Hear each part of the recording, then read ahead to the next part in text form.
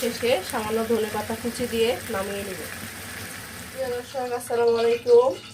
আজকে আমি আপনাদের সাথে শেয়ার করব পাঙ্গাস মাছের রেসিপি। আজকে আমি পাঙ্গাস মাছ ভুনা করব। প্রথমে এই মাছটাকে আমি খুব ভালো করে ধুয়ে নিয়েছি।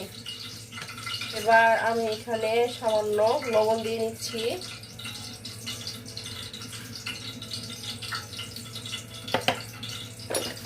আর দিয়ে নিব সামান্য হলুদ।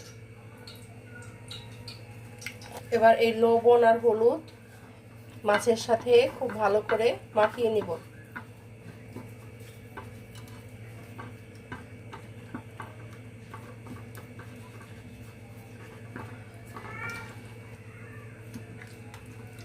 আজকে আমি যেভাবে মাছ ভুনা করব, এইভাবে মাছ ভুনা করলে খেতে কিন্তু অনেক বেশি ভালো লাগে। আমার কাছে কিন্তু পাঙ্গাস মাছ খেতে অনেক বেশি ভালো লাগে। বিশেষ করে এই যে মাছের যে পেটি বা তেলের অংশ, এটা কিন্তু অনেক বেশি ভালো লাগে। তো এই যে আমার এখানে লবণ আর হলুদ মাখানো হয়ে গিয়েছে। এবার আমি এটাকে তেলে ভেজে নিব। এখানে আমার তেলটা প্রায় গরম হয়ে গিয়েছে। এখন আমি মাছটা দিয়ে দিব।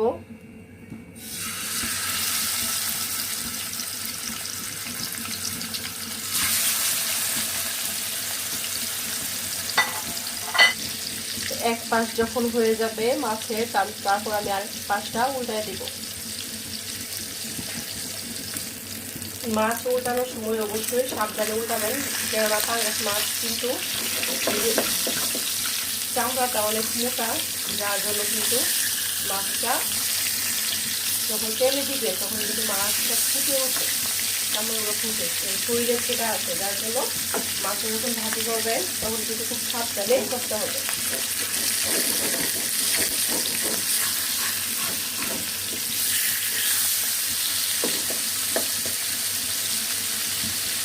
আজকে যদি আপনারা নন স্টিকি ফ্রাইপ্যানে ভাজেন তাহলে কিন্তু ভাজতে একটু সুবিধা হয়।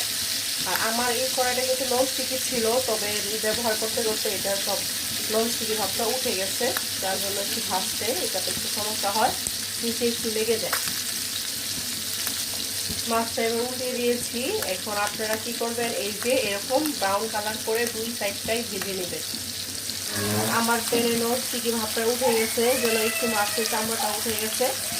তো প্যানটা যদি নন স্টিকি হতো তাহলে এগুলো উঠতো না। আর মাছটা যখন ভাজবেন তখন কিন্তু এরকম ব্রাউন কালার বা বাদামি করে ভেজে নেবেন, তাহলে কিন্তু মাছের টেস্টটা আরও বেশি ভালো আসে।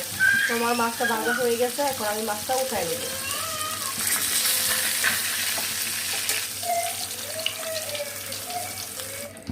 এই যে এখানে মাছ ভাজা যে তেলটা রয়েছে, সেই তেলে কিন্তু আমি যে চিকন করে কেটে রাখা পেঁয়াজ কুচি দিয়ে দিব।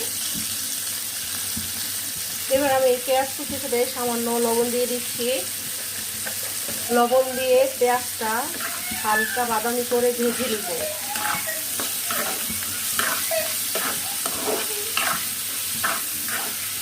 পেঁয়াজটা ভাজার সময় যদি এই তো এই যে এখানে কিন্তু আমার পেঁয়াজটা হালকা বাদামি করে ভাজা হয়ে গিয়েছে।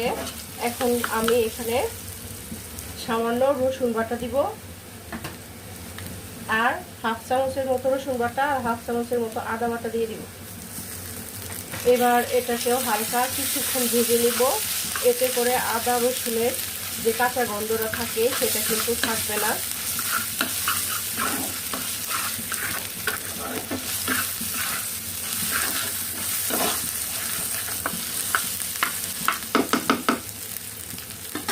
মশলাটা যেন পুড়ে না যায়, যার জন্য আমি সামান্য পানি দিয়ে দিব।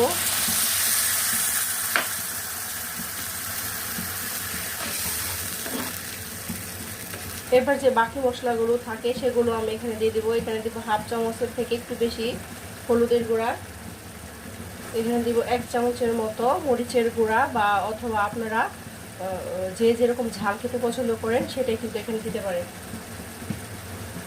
আর এখানে দিয়ে দিব হাফ চামচ ধনিয়ার গুঁড়া। এবার সব মশলা নেড়ে চেড়ে খুব ভালো করে কষিয়ে নেব। মশলা কষানোর উপরে কিন্তু রান্নার অনেক স্বাদ নির্ভর করে।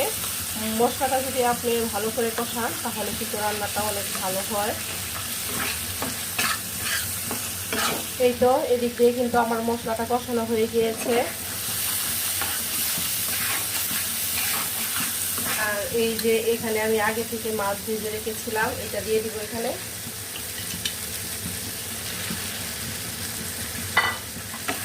এই মশলাগুলো একটু উপরে উঠিয়ে দিব।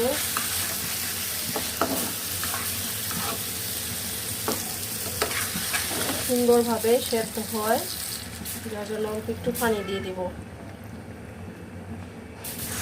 এই যে এদিক দিয়ে কিন্তু আমার মাছগুলো প্রায় হয়ে গিয়েছে, আর এখানে ঝুলটাও কিন্তু অনেকটা হয়ে গিয়েছে। লবণ ঠিক আছে কিনা সব কিছু দেখে নিয়েছি। আর কাছে মনে হয়েছে লবণ একটু লাগবে, আমি একটু লবণ দিয়ে দিলাম। যখন দেখবেন রান্নাটা হয়ে গিয়েছে, ওই সময় নামানোর আগে সামান্য ভাজা জিরার গুঁড়া দিয়ে দিবেন উপরে। এতে কিন্তু রান্নার টেস্ট আরও বেশি বেড়ে যায়। সব শেষে সামান্য ধনেপাতা কুচি দিয়ে নামিয়ে নেব। এই তো এদিকে আমার রান্না হয়ে গিয়েছে, তার চুলাটা বন্ধ করে দিব। দেখুন রান্নাটা কেমন হয়েছে আমার।